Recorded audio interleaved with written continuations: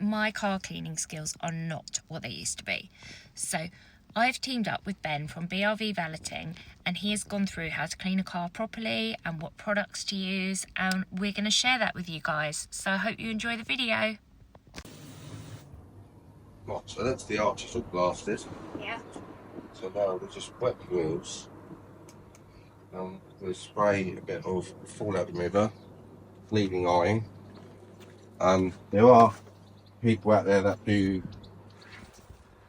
tyre wall cleaners. Yeah. Don't need an actual tyre wall cleaner. Just basically need a bit of pre-wash and a stiff bristle tyre brush. Yeah. So to clean all the tyre wall. So we spray bleeding iron on. Why do you do the wheels first? Because they're the most dirtiest part of the vehicle. So I always do the barrels and the faces, let that dwell, because there's more road grime build up on the wheels than there is on the bodywork. Yeah. And then spray tyre wall with a little bit of pre-wash. So whilst that's doing its work on the alloys itself, just get a little scrub brush like that. Yeah. Spray a little bit more pre-wash on it.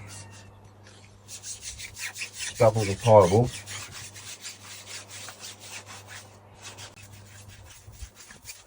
You can feel the grime on the wall.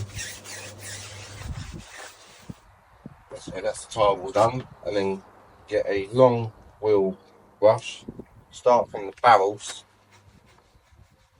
and work outwards, because it pulls a lot of the dirt out. Yeah. As you can see, the bleeding iron is working because it starts to go purple, so that's where it's reacting to the iron particles. Okay. The good thing about the bleeding iron, if you do a more in-depth clean, you can use it on bodywork to remove a lot of contamination before you go over with clay bar. I did that on my Fiesta stove. Yeah. It was really, really bad on the roof. Yeah. Can you use that product on chrome wheels? Yes, you can use it on chrome wheels. Never let the product dry on the vehicle. Always keep it wet. Yeah. Otherwise it will stain and it can cause potential damage. But this is a lot safer than using acid.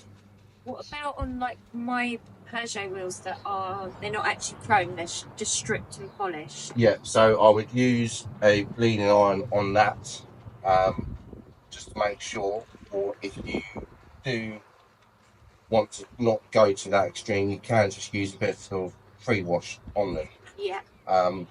If you have ceramic brakes, don't use bleeding iron. Just use, because there's hardly any build-up of brake dust on ceramic brakes, on the wheels, just use a nice bit of pre-wash and a soft brush and a shampoo. Otherwise it will, the longevity of the ceramic brakes themselves. Right. So that wheel's done. Now we'll just lock it up. If you've got a slight plastic arch as well, which you have at the front, you can spray a little bit of pre-wash in there and use that sort of brush and literally just agitate all the dirt, loosen it off, all go around the arches. Well, and then that one's done. Should we do one each on the other side? Yeah. What one do you want to do first? Because it's dirty. Like snow foam on the vehicle, so you want to make it damp and try and cool the panels down. Yeah. So what we do is we then apply the snow foam afterwards.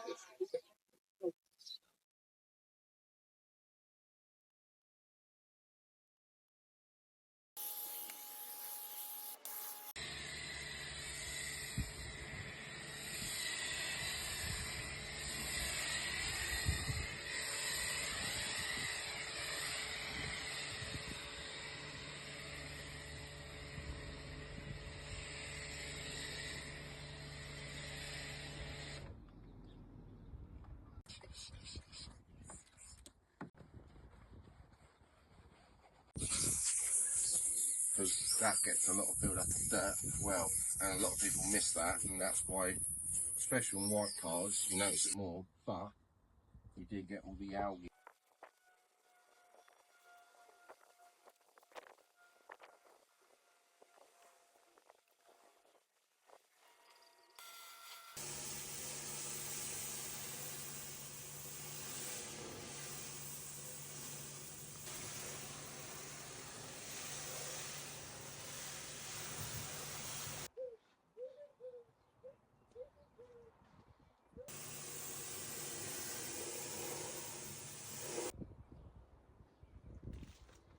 As you can see, with the clear bucket below the grit guard, you can see all the dirt accumulated.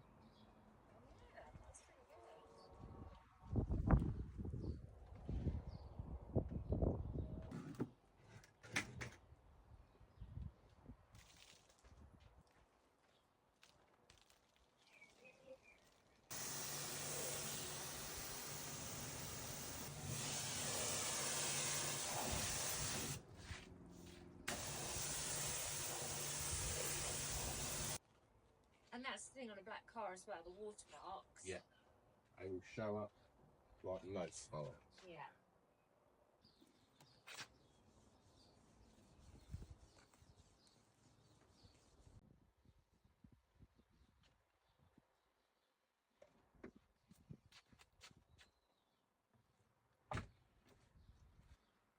See you there.